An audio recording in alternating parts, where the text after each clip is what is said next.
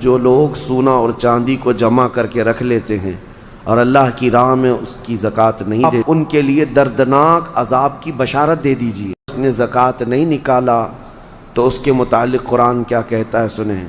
والذین یکنزون الذهب والفضة ولا ينفقونها فی سبیل اللہ فبشرهم بعذاب علیم۔ محبوب جو لوگ سونا اور چاندی کو جمع کر کے رکھ لیتے ہیں اور اللہ کی راہ میں اس کی زکوٰۃ نہیں دیتے یا خرچ نہیں کرتے، آپ ان کے لیے دردناک عذاب کی بشارت دے دیجئے۔ اللہ فرما رہا ہے اپنے محبوب سے، ان لوگوں کو دردناک عذاب کی بشارت دے دے۔ کیا ہوگا؟ یوم یحمى علیہا فی نار جہنم فتکوی بہا جباہہم وجنوبہم وظہورہم ھذا ما کنزتم لانفسکم فذوقوا ما کنتم تکنزون۔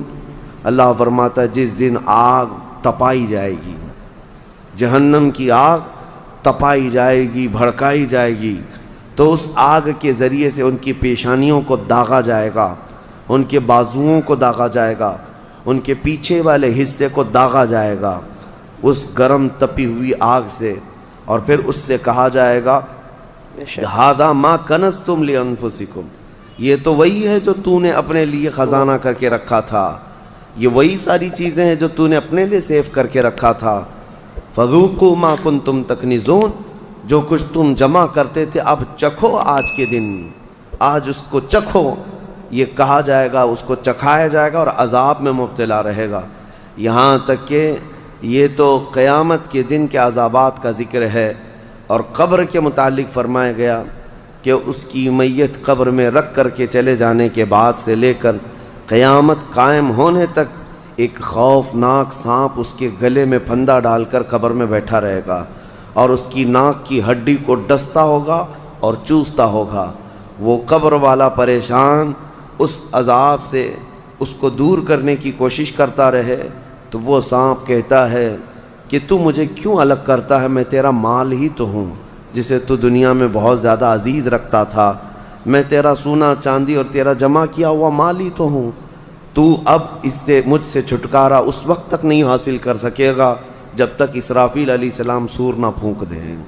میرے عزیزو، یہ جو وعیدیں آئی ہیں ان لوگوں کے لیے ہیں جنہوں نے اپنے مال کا حق اللہ کی راہ میں نہیں دیا۔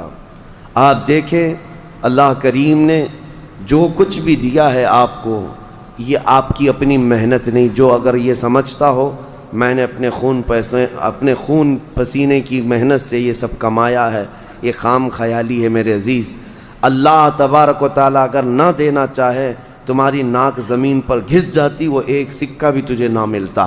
رب تعالیٰ کی یہ عنایتیں ہیں جو تمہیں مال دیا، لیکن جس نے دیا کیا تم سے اس نے پورے آدھے مال کا تقاضا کیا؟ رب تبارک و تعالیٰ نے یہ فرمایا کہ تم کو اگر 1,00,000 روپے کی قیمت کی کوئی چیز آج دنیا میں دی گئی تو 50,000 اللہ کی راہ میں دے دینا، یا 1/4 25,000 دے دینا، 1 پاؤ حصہ دے دینا۔ نہیں، دنیا تو تقاضا کرتی ہے پرسنٹیج کا، یہاں رب تبارک و تعالیٰ نے پورے سال میں، وہ بھی انکم پر نہیں، سیونگ پر۔ یاد رکھو دنیا کی جو ٹیکس ہیں، جتنی بھی ڈپارٹمنٹ ہیں، وہ تمہارے انکم پر ٹیکس لگاتی ہیں۔ انکم جتنی ہو رہی ہے اس پر ٹیکس ہے۔ انکم ٹیکس کیا ہے؟ آپ جتنا کما رہے ہیں اس پر ٹیکس آتا ہے، لیکن میرا مولا تمہارے انکم پر نہیں، تم سال میں کروڑ روپے بھی کماتے کیوں نہ ہو، لیکن اگر بچتا کچھ نہیں ہے تو زکوٰۃ کچھ بھی نہیں، زکوٰۃ کچھ بھی نہیں ہے۔